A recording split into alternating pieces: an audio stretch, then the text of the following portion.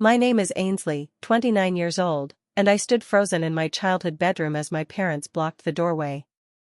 My mother clutched bankruptcy papers while tears streamed down her face. My father's voice boomed with desperation. Our family is running dry. This is an order. You will marry Richard Cromwell. I looked at their faces, people I once trusted with my life, now demanding I sacrifice everything. Without another word, I pushed past them, grabbed my purse, and jumped out the window into the rainy night. I never looked back. Before we begin this story, I'd love to know where you're watching from today. Please hit that like button and subscribe if you want to hear more incredible true stories. What would you do if your own family tried to sell you to save themselves? Let's dive into how greed can turn the people who should protect you into your worst enemies. 3 months before that terrible night, I discovered the truth about my family's perfect facade. I had just returned from my job at Brennan Architecture when I overheard my father Dennis on the phone, his voice cracking with panic. We need more time. The textile contracts fell through. Just give us another month. My mother Lorraine sat at the kitchen table, surrounded by letters marked final notice in red ink. The Whitmore family textile empire, built by my grandfather over 50 years, was collapsing like a house of cards. Growing up, I never questioned our wealth. Private schools, country clubs, charity galas where my mother sparkled in designer gowns while my father shook hands with senators. Behind closed doors, I now learned, my father had made catastrophic investments in overseas factories that never materialized. He'd leveraged everything, including properties that weren't his to mortgage. $8 million in debt, with creditors circling like vultures. Richard Cromwell entered our lives at a charity auction 2 months earlier. 52 years old with hands that lingered too long during handshakes and breath that reeked of cigars and whiskey. He owned a chain of payday loan companies, the kind that trapped desperate people in endless cycles of debt. My parents laughed at his crude jokes, refilled his wine glass, and pushed me to sit beside him at every opportunity. I was building my career as a junior architect, designing sustainable housing projects. My boyfriend Jake Matthews worked at the same firm. We'd been together 2 years, talking about marriage, children, a house with a garden where we'd grow old together. My parents had always seemed to approve, calling him a fine young man at Sunday dinners. Everything changed when Richard made his proposal. Not to me, but to my parents, in my father's study after that charity auction. I learned this from our housekeeper Rosa, who heard every word through the door. Your daughter is exquisite. I'll clear your debts, all of them, in exchange for her hand. Consider it a business merger. My parents didn't hesitate. They shook hands on my future like I was cattle at auction. The sabotage of my relationship with Jake began subtly. My phone would mysteriously lose his messages. Calls went unanswered while I was in the shower. My mother mentioned seeing Jake at lunch with that pretty blonde from his office. My father wondered aloud if Jake was truly committed since he hadn't proposed yet. Then came the anonymous photos slipped under Jake's apartment door. Pictures of me at family dinners, cropped to remove context, making it appear I was on intimate dates with Richard. The typed note claimed I'd been seeing this older man for months, that Jake was just my cover story. My parents had hired a private investigator to follow me, then weaponized the surveillance against my relationship. Jake confronted me at work, his eyes red with betrayal. How long have you been lying to me? I tried to explain, but the evidence seemed overwhelming. My parents had been thorough. They'd even created fake credit card charges at hotels I'd never visited. Jake threw the engagement ring he'd bought on my desk and walked out of my life forever. That night, my parents held me as I sobbed, my mother stroking my hair. Some men just aren't meant for commitment, darling. You'll find someone better. Someone more established. My father nodded solemnly. A mature man who can provide properly. They'd destroyed my happiness and now offered comfort for wounds they'd inflicted. Richard began sending gifts the next week. Jewelry I returned, flowers I threw away, expensive wines I poured down the sink. But my parents accepted everything on my behalf, displaying the gifts prominently when he visited. They spoke of my shyness and assured him I was coming around. They were selling a version of me that didn't exist to a man who saw women as possessions. As autumn arrived, my parents' desperation took on a sharp edge. The creditors were no longer satisfied with promises. Our family lawyer, Harrison Webb, had started refusing their calls. I watched my mother count her jewelry, preparing to pawn heirlooms that had been in our family for generations. My father spent hours on the phone, burning through old connections, finding doors that had always opened now firmly shut. My younger brother Cameron, fresh out of business school at 25, aligned himself with our parents immediately. Think of the family legacy, Ainsley. Grandfather would understand. Sometimes we make sacrifices for the greater good. He said this while calculating his trust fund value on his phone, the money he could only access at 30 unless certain conditions were met. Our parents had promised him early access once I married Richard. My sister Madison, 3 years younger than me, surprised me more. We'd been close once, sharing secrets and dreams. Now she sat in my room with bridal magazines, discussing flower arrangements and reception venues. Richard's not that bad, she insisted, avoiding my eyes. He's generous. He'll take care of you. I later discovered our parents promised her a position in New York's Fashion Week organization, funded by Richard's connections, in exchange for her cooperation. The guilt tactics intensified daily. Family dinners became interrogations. Your grandfather built this company with his bare hands, my father would intone over pot roast. He survived the Depression, 2 wars, built something from nothing. And you're willing to let it all disappear because you're too selfish to do your duty? My mother preferred emotional manipulation. She'd clutch her chest during arguments, claiming heart palpitations brought on by stress. I can't sleep, thinking of us losing everything. Your father's health is declining. Dr. Morrison says his blood pressure is dangerously high. All of this could end if you'd just be reasonable. Richard's gifts evolved from jewelry to more invasive offerings. A new car appeared in our driveway with a bow and a note, for my future bride. Designer clothes arrived daily, all in my size, all revealing in ways that made my skin crawl. He'd clearly been studying me, noting my measurements, my preferences, my routines. The trap's first steel jaw snapped when I lost my job. My supervisor, Janet Chen, called me into her office with tears in her eyes. I'm so sorry, Ainsley. Budget cuts. We have to let junior staff go. But her assistant later told me the truth. My father had called the firm's senior partners, claiming I was planning to leave anyway for a family position. He'd hinted at mental health issues, suggested I was becoming unreliable. In a competitive field, even whispers of instability were career poison. Without income, I became dependent on my family again. Then my bank accounts began freezing. Identity theft concerns, the bank manager explained, but the paperwork led back to my parents' lawyer. My credit cards were canceled one by one. For your protection, my mother said sweetly. There are so many scammers these days. I was 29 years old, reduced to asking for permission to buy coffee. The house staff, people who'd known me since childhood, became my wardens. Rosa left suddenly, replaced by stern-faced strangers who reported my every movement. The gardener prevented me from taking my car. Your father's orders, miss. He's concerned about your safety. The cooking staff monitored my meals, checking for signs of distress that might indicate I was unwell. Richard's presence at family dinners became mandatory.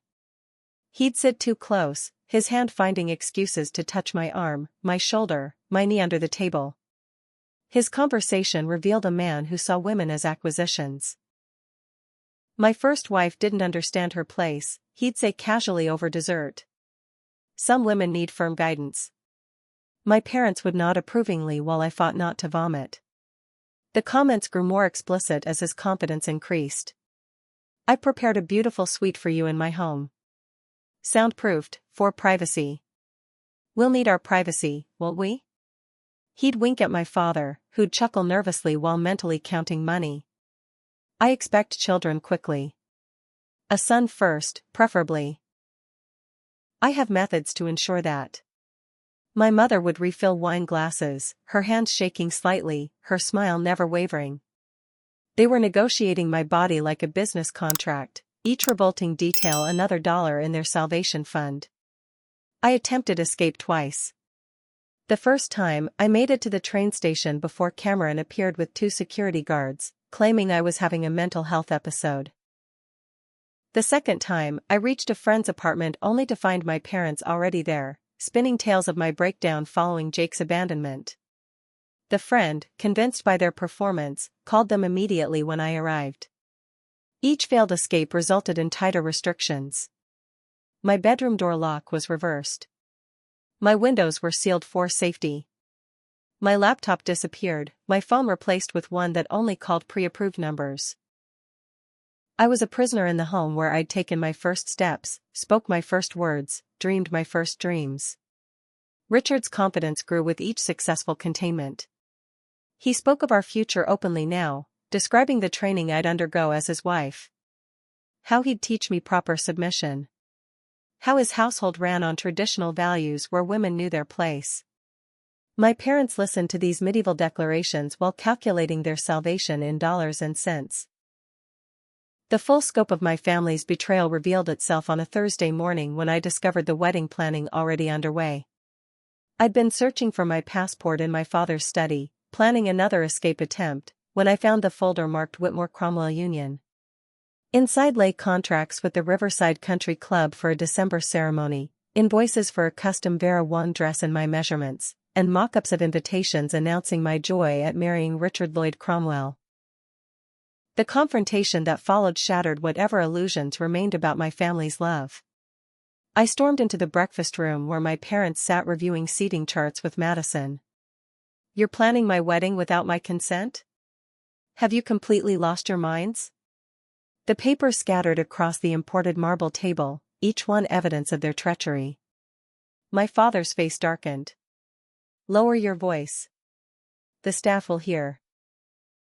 When I laughed bitterly and raised it higher, calling them what they were, sellers of their own daughter, his hand moved faster than I could dodge.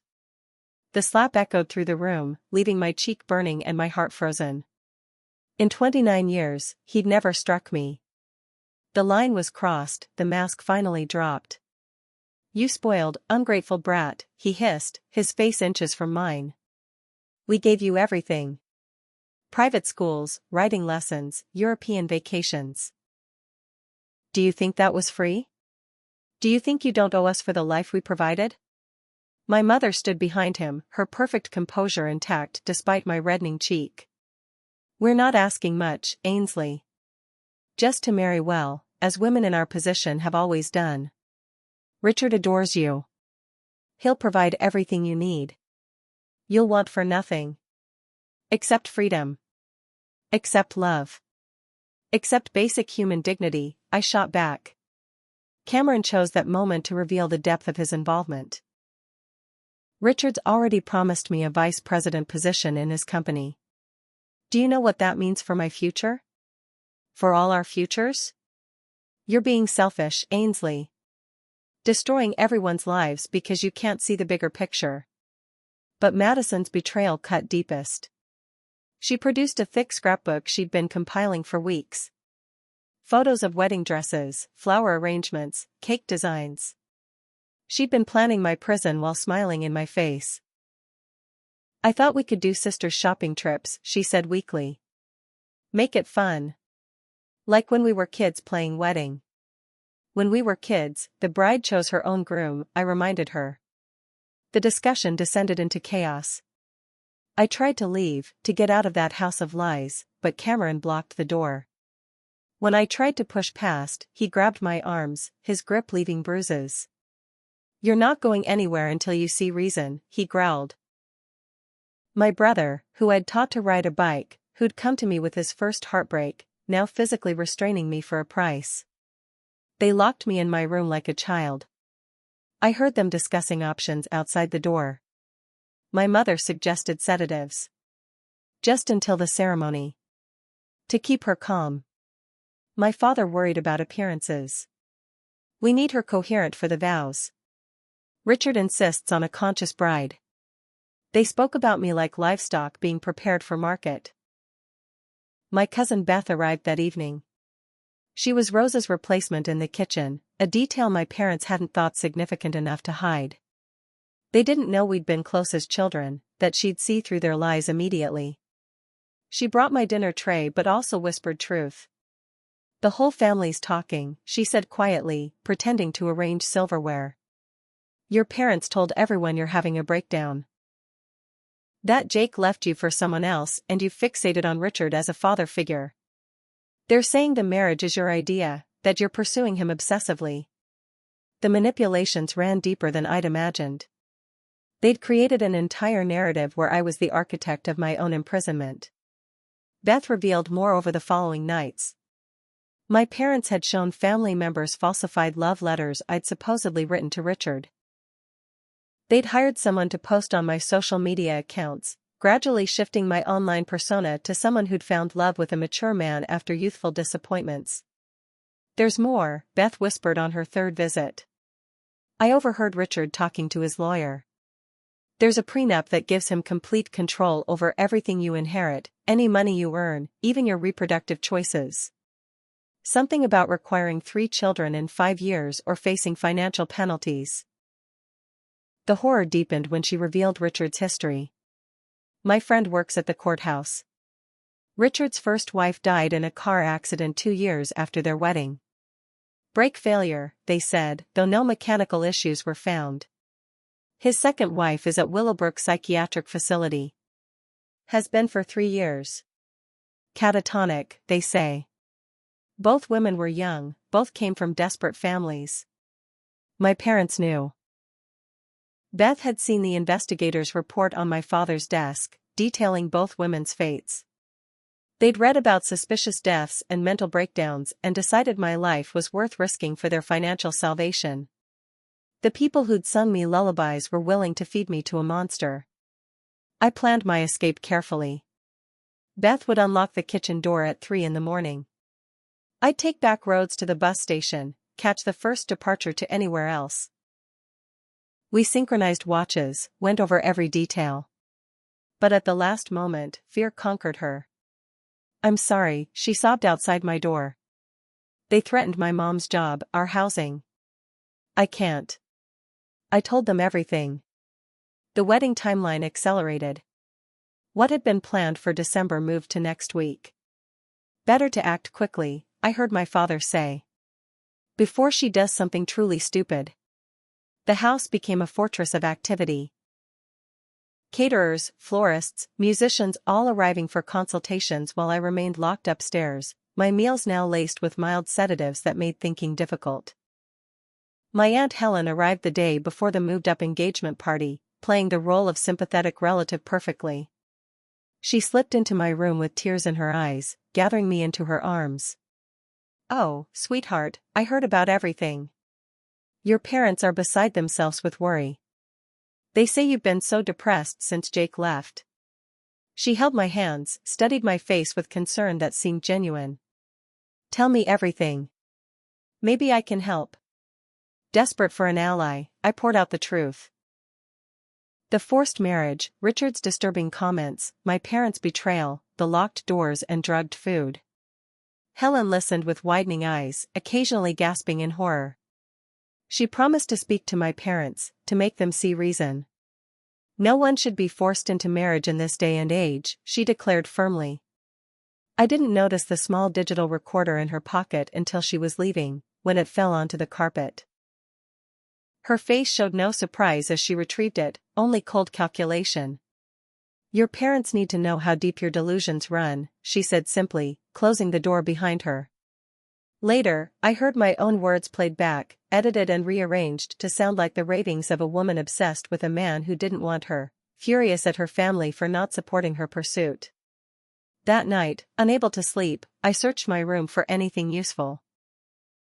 Behind a loose baseboard I'd hidden treasures as a child, I found something far more valuable than old birthday cards.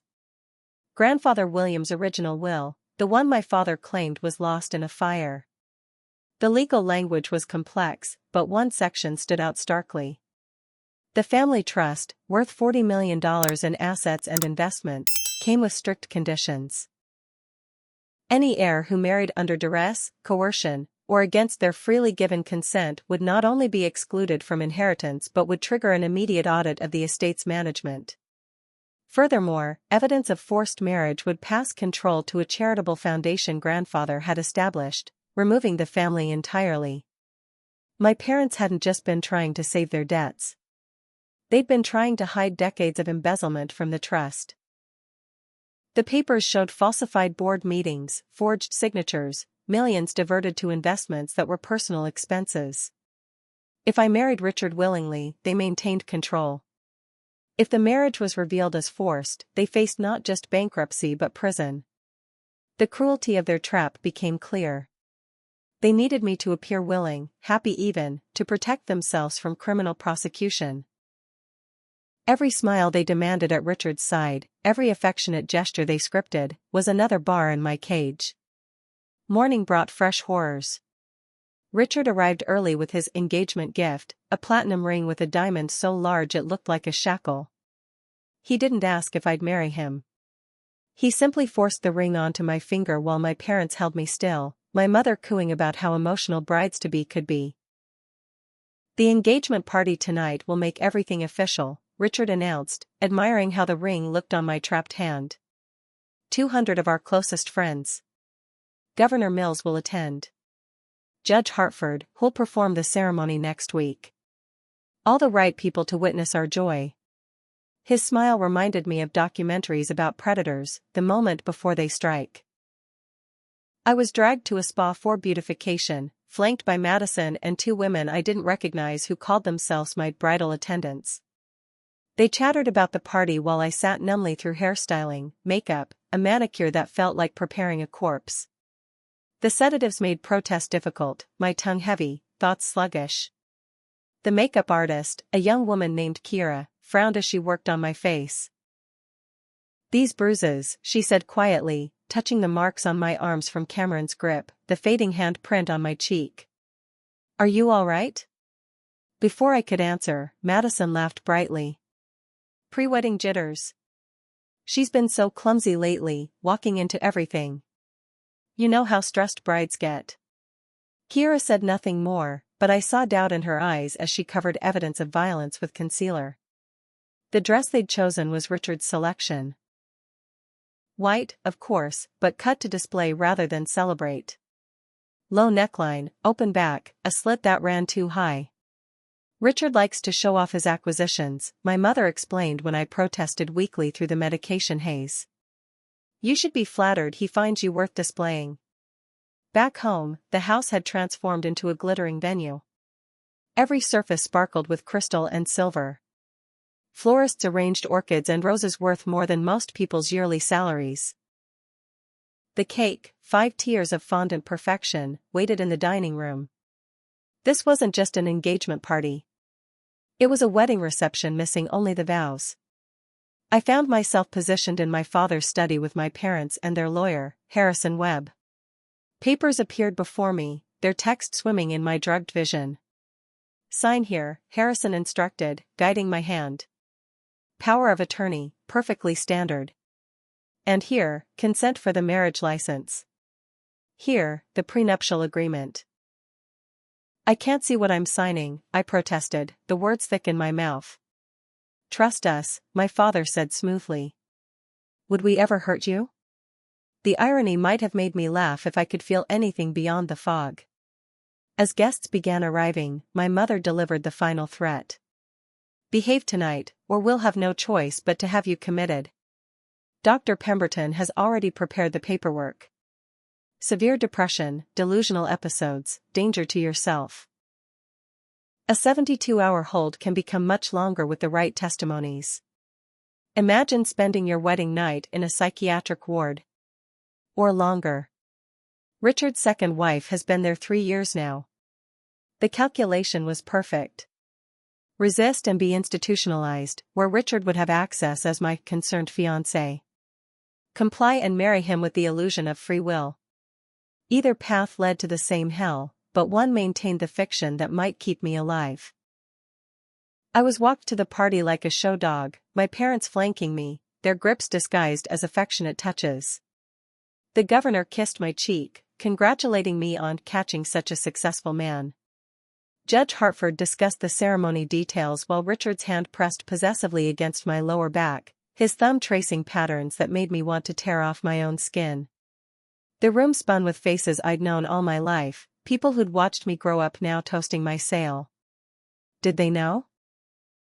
Could they see past the makeup to the bruises, past the smile to the scream building in my throat? Or were they all complicit, willing to sacrifice one woman for their continued comfort in this golden circle of wealth and privilege? Richard raised his champagne glass, his other arm pulling me against him. To my beautiful bride-to-be. May she learn quickly the joy of submission to her husband's will.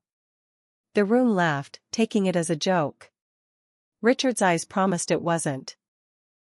Standing in that glittering ballroom surrounded by society's elite, I felt the sedatives finally beginning to wear off. The fog lifted just enough for desperate clarity. Richard's speech continued, each word another nail in my coffin. Ainsley will make the perfect wife. Quiet, obedient, focused on home and family. I'll ensure she wants for nothing, needs nothing beyond what I provide. The plan formed as I watched him drink champagne, his third glass already. During my forced preparation, I'd managed to palm several of my mother's sleeping pills from her bathroom.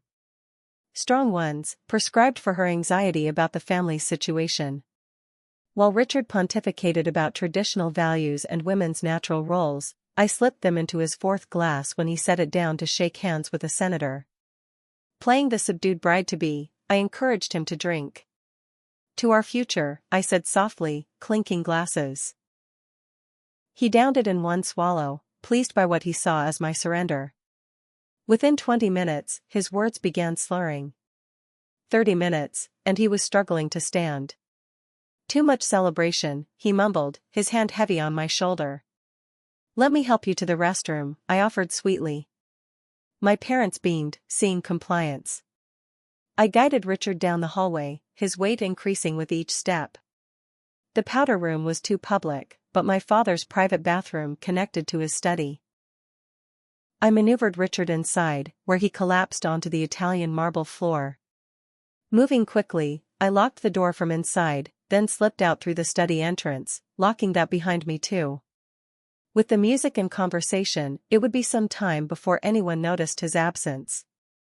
Returning to the party, I climbed the bandstand where the string quartet played. Taking the microphone, I tapped it twice. Ladies and gentlemen, I have an announcement. The room quieted, my parents smiling expectantly. They assumed I'd offer thanks, perhaps gush about Richard. Instead, I spoke truth. There will be no wedding. Richard Cromwell is a predator who preys on desperate families, and my parents were willing to sell me to him to cover their debts and crimes. Gasps rippled through the crowd. My father started toward me, but I continued quickly. The Whitmore textile empire is bankrupt. 8 million in debt. My parents embezzled from the family trust for years, and they need this marriage to hide their theft. She's having a breakdown, my mother called out, but her voice shook. The stress of the engagement. Richard's first wife died mysteriously. His second is locked in a psychiatric facility. Both married him under similar circumstances, young women from desperate families. I pulled out the prenuptial agreement I'd been forced to sign. This contract gives him ownership of everything, including reproductive control. It's not a marriage. It's legal slavery. The room erupted. Some guests tried to leave, others pressed closer. Camera phones appeared, society matrons who'd never lifted anything heavier than champagne flutes suddenly becoming citizen journalists. My father reached the stage, grabbing for the microphone, but Judge Hartford intervened. Let her speak, he commanded. As a federal judge, his word carried weight even here. I produced Grandfather William's will from where I'd hidden it in my bodice. My grandfather's trust includes provisions against forced marriage. Any coercion voids the inheritance and triggers a full audit. My parents knew this. They've spent decades stealing from the trust, and they need me to marry willingly to hide their crimes. Harrison Webb, my parents' lawyer, went pale. Several board members of the trust, present as guests, began asking urgent questions. My mother swayed on her feet while my father's face turned purple with rage. Lies, he sputtered. She's delusional. Dr. Pemberton, tell them about her condition. But Dr. Pemberton was studying his phone, where someone had apparently forwarded him photos of the bruises Kira had covered. I think we need to discuss this privately, he said carefully. The chaos provided my escape opportunity. While my parents tried to control the narrative, I slipped through the service entrance. The catering van sat running, keys in the ignition, driver inside loading empty champagne cases. I climbed in and drove into the night, still wearing the obscene engagement dress and Richard's ring, which I threw out the window onto the highway. My first stop was Jake's apartment. I needed to warn him about my family's lies, to protect him from whatever retaliation they might plan. But the building manager informed me he'd moved out 2 weeks ago, no forwarding address. Rough breakup, huh, he said sympathetically. He looked pretty torn up. With nowhere else to go, I found a 24-hour diner and used their phone to call the only friend I thought might help. Emma Chan, from architecture school, now working in another city. But when I reached her, she sounded strange, distant. Ainsley? Your parents called. They're worried sick. They said you attacked Richard at your engagement party. Are you okay? Do you need help? The story was already spreading, twisted to make me the villain. I spent that first night in a women's shelter, the designer dress traded for donated jeans and a sweatshirt. The counselor, Maria, had seen too many women fleeing to doubt my story. Family violence is the hardest to escape, she said gently. They know all your weaknesses, all your resources. By morning, my parents had mobilized every asset. My phone, still at the house, received hundreds of calls and messages. My social media filled with concern from family friends. The narrative solidified. Poor Ainsley, heartbroken over Jake, had fixated on Richard and turned violent when he tried to let her down gently at their party. The private investigator found me within 48 hours. Not through clever detective work, but through Madison's boyfriend, Tyler. He'd seen me at a coffee shop near the shelter and followed me back. Madison arrived within an hour, tears streaming down her face. Please come home, she begged. Mom's had a heart episode. Dad's blood pressure is through the roof. Richard's not pressing charges if you just come back and apologize. When I refused, Tyler revealed his true purpose. Get in the car, or I call the police. Assault, theft, destruction of property. Richard has witnesses saying you drugged and attacked him. I have witnesses too, I countered. Rich witnesses? Judges, senators, business leaders? Who do you think they'll believe? The attempted kidnapping in the parking lot was violent but brief. Tyler grabbed my arm while Madison tried to force me toward their car. But Maria had seen such scenarios before. The shelter's security cameras captured everything, and the emergency button I'd been given brought help quickly. Tyler's arrest made the morning news. Son of prominent family charged with attempted kidnapping. My parents' carefully constructed narrative began cracking. That's when I finally went to the police myself, not as a victim of attempted forced marriage, which they seemed reluctant to believe, but with evidence of financial crimes. The falsified trust documents, the embezzlement trail, the forged signatures. Detective Sarah Mills, a woman who'd clearly seen too much to be easily fooled, took my statement with growing interest. This prenuptial agreement, she said slowly, studying the document I'd been forced to sign. It's not just unusual. Some of these clauses might violate federal trafficking statutes. The investigation opened doors my parents had thought permanently sealed. FBI involvement came when they discovered Richard's interstate activities. His loan companies operated across state lines, and there were questions about his previous wives that crossed jurisdictions. My family's pursuit intensified even as law enforcement closed in. Cameron attempted to empty my bank accounts using my social security number and passwords he'd gathered over the years. But the shelter had helped me flag my accounts, and his attempts triggered fraud alerts that led to his own financial records being examined. Madison took to social media, posting old photos with captions painting me as unstable, jealous, violent. Praying for my sister to get help, under a photo from last Christmas. Mental illness is so hard on families, beneath a childhood picture. The comments filled with sympathy for my poor parents dealing with such a difficult daughter. But truth has a way of surfacing. Kiera, the makeup artist, came forward with photos she'd taken of my bruises before covering them. I knew something was wrong, she told reporters. No bride has those kinds of marks from being clumsy. Rosa, our former housekeeper, emerged from hiding with recordings she'd made of my parents discussing the marriage sale. She'd been building evidence for months, horrified by what she witnessed but afraid to act until I escaped.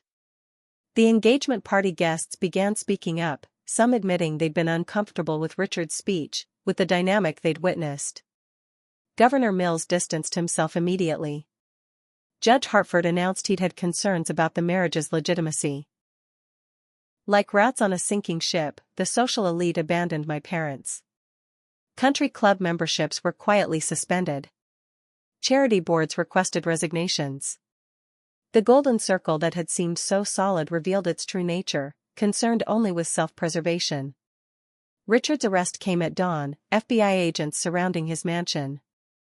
The investigation into his second wife's condition revealed systematic poisoning, small doses of psychiatric medications that induced her catatonic state. Evidence suggested his first wife's brake failure was no accident. My parents' house was raided the same morning. I watched from a safe house as agents carried out boxes of documents, computers, decades of evidence of their crimes. Neighbors gathered on manicured lawns, whispering behind hands that had once waved so warmly. The criminal trial became a media sensation. Heiress exposes family's plot to sell her to serial predator. Every sordid detail played out in the 24-hour news cycle. My parents, once pillars of society, now perp-walked in handcuffs. Cameron caught at the Canadian border with a car full of stolen family heirlooms. Madison turning state's evidence so quickly the prosecutor joked about whiplash. In the courtroom, I sat with Maria from the shelter and Detective Mills, my chosen support system replacing the family that had betrayed me.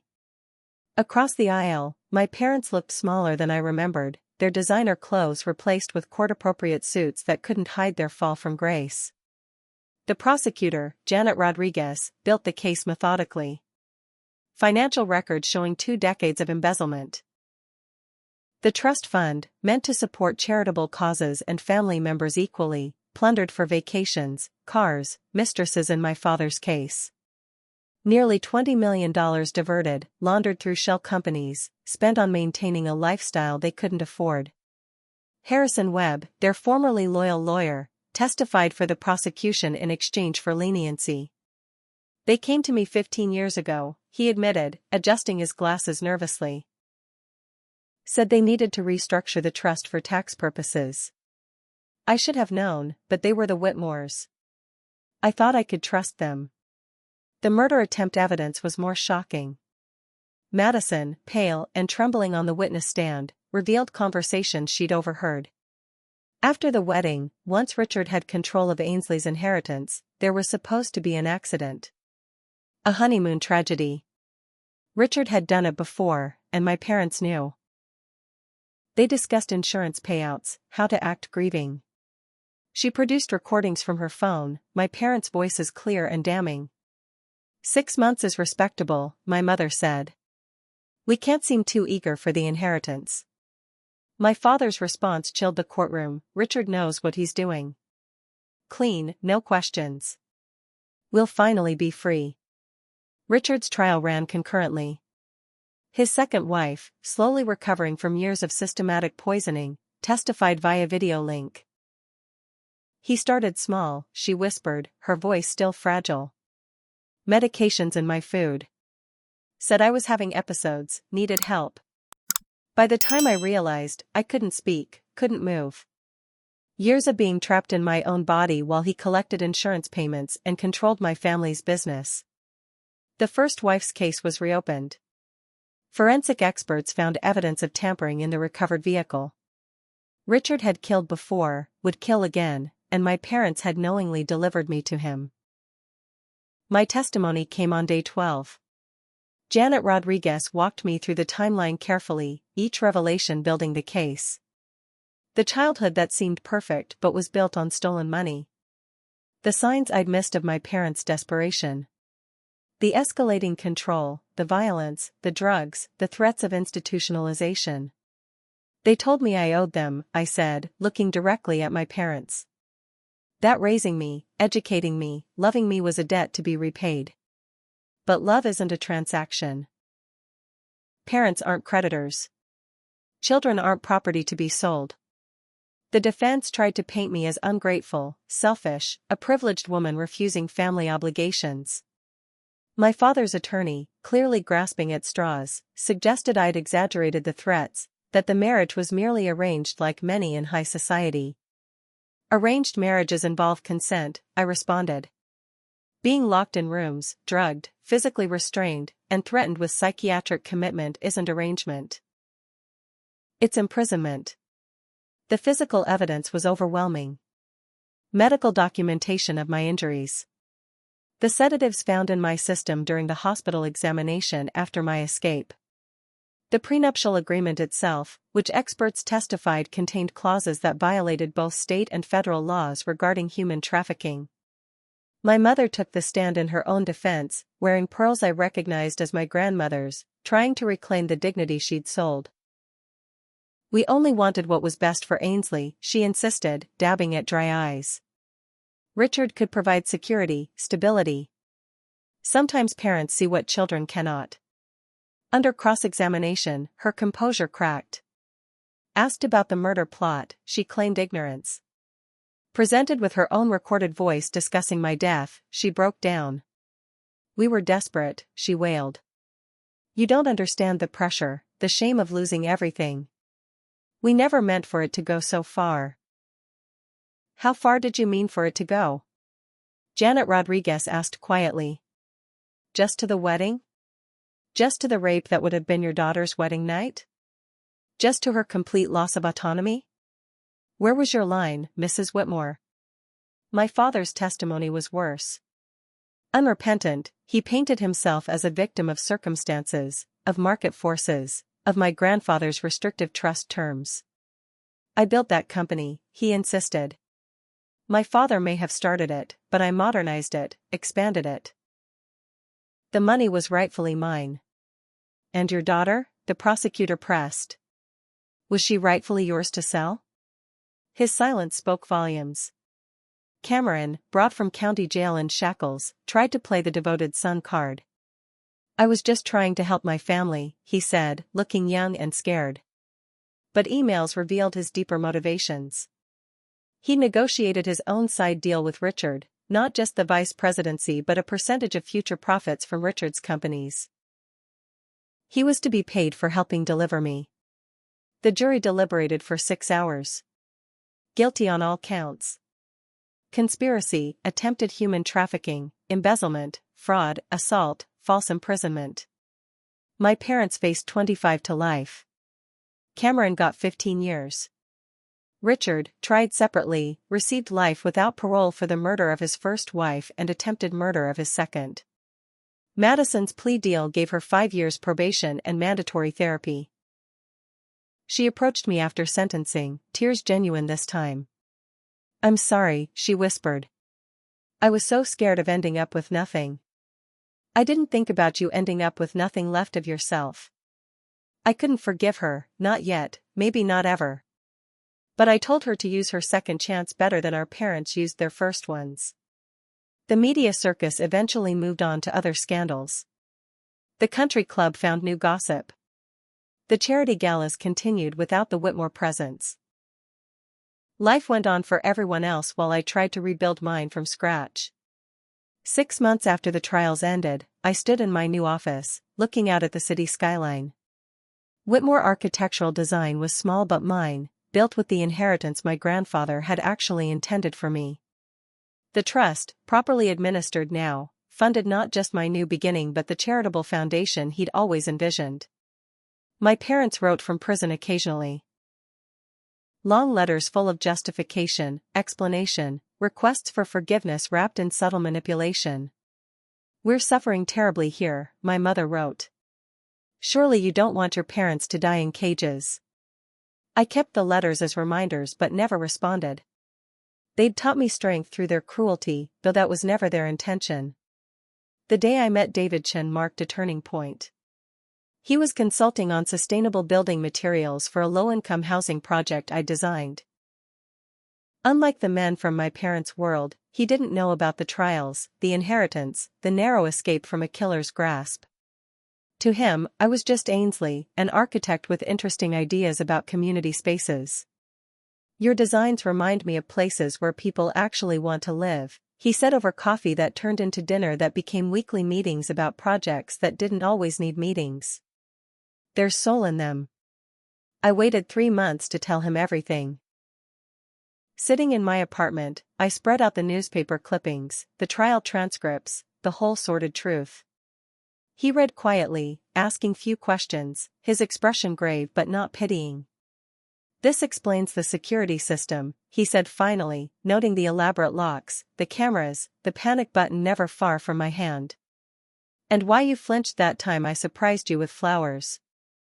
"I understand if it's too much," I said, already steeling myself for rejection. "Too much?" He took my hands carefully, always careful not to startle me. "Ainsley, you survived all that and still design homes meant to shelter people. You take what tried to break you and build something better. That's not too much. That's extraordinary." Jake reached out once, a long email arriving on a random Tuesday. He'd learned the truth during the trials, seen how thoroughly my parents had deceived him. "I should have trusted you," he wrote. "Should have known you wouldn't betray us. I'm sorry I wasn't strong enough to see through their lies." I wrote back briefly, offering forgiveness he probably didn't deserve but needed. We met once, coffee in a public place, both of us different people than we'd been. He was engaged to someone new, someone who hadn't been tested and found wanting.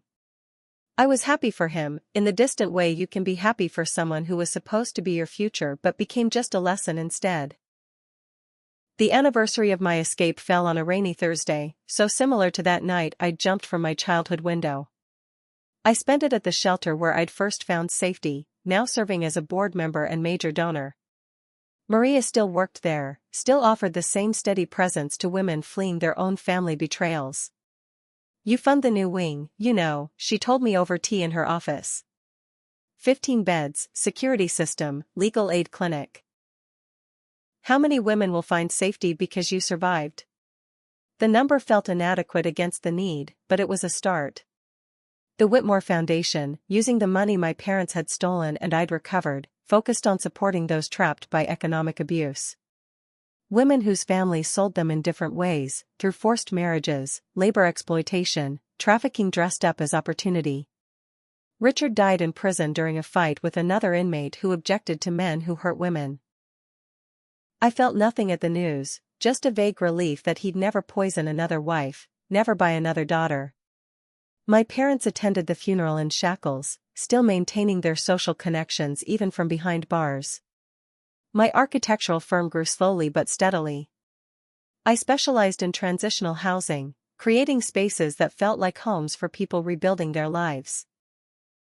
Each design carried echoes of my own need for safety, for dignity, for doors that locked from the inside and windows that opened wide enough to escape through.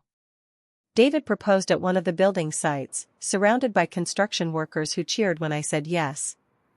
No massive diamond meant to shackle, just a simple band chosen together. The wedding was small, witnesses who'd earned their place through loyalty when it cost something. Maria stood as my matron of honor. Detective Mills walked me down an aisle I chose to walk. "Family isn't who you're born to," I said in my vows, words I'd written myself. "It's who stands by you when you refuse to fall, who sees your broken pieces and helps you build something new. It's chosen, not sold, not inherited, not owed." It's the gift we give freely or not at all. The reception was held at the shelter's community center, transformed with lights and flowers but still recognizable as a place of refuge. The women staying there joined the celebration, some seeing hope in my survival, others just enjoying cake and normalcy for an evening. Late in the evening, I found myself on the balcony with David, looking out at the city lights. "Do you ever regret the family you lost?" he asked gently. "I regret the family I never had," I corrected. "The one I thought existed but was always an illusion." "You can't lose what was never real." My phone buzzed with a message from Madison. She'd completed her probation, started therapy, begun working with trafficking survivors. "Thank you for showing me who I don't want to be," she wrote. It wasn't reconciliation, but it was progress. The final letter from my parents arrived on a Tuesday, forwarded through their lawyer. They were seeking early release, citing health concerns, model prisoner behavior, newfound religious conviction. They needed a family member to sponsor them, provide housing, take responsibility. I read it once, then fed it to the shredder David had bought me as a joke that wasn't really a joke. The mechanical teeth consumed their words just as they'd tried to consume me. But I'd learned the most important lesson they never intended to teach: sometimes the greatest act of love is refusing to be devoured by those who claim to love you most. Looking back at that night when I jumped from my window into the rain, I realize I wasn't just escaping a forced marriage or a serial killer or parents who'd forgotten that children aren't possessions. I was jumping toward a life where love doesn't come with price tags, where family is chosen not chromosomal, where sacrifice isn't demanded but offered freely. My parents kept barging in, saying our family is running dry. This is an order. And I was gone. In leaving, I found everything they'd tried to steal: freedom, genuine love, the ability to build rather than tear down, the knowledge that some bridges are meant to burn so you can light your way forward. To anyone watching who recognizes their own story in mine, who feels trapped by family expectations or economic chains disguised as love, know this: the window is there. The jump is terrifying. But on the other side of that fall is the chance to build a life where you're a person, not a price. Where love doesn't require payment. Where the only orders you follow are the ones written by your own free will. What would you do if your family tried to sell you? I hope you never have to find out. But if you do, remember, you are not property. You are not a debt to be paid. You are not obligated to burn yourself to keep others warm. You have the right to jump, to run, to save yourself, even if it means letting those who should protect you face the consequences of their own choices. Thank you for listening to my story. If it resonated with you, please leave a comment sharing your own thoughts on family, freedom, and the prices we're asked to pay for love that shouldn't cost anything. Like this video if you believe everyone deserves to choose their own path. Subscribe to hear more stories of survival and strength. And share this with someone who might need to hear that escape is possible, that there's life after betrayal, that sometimes the best family is the one you build from the ashes of the one that tried to burn you. Remember, you are worth more than what anyone is willing to pay for you. You are priceless, and that's exactly why you can't be sold.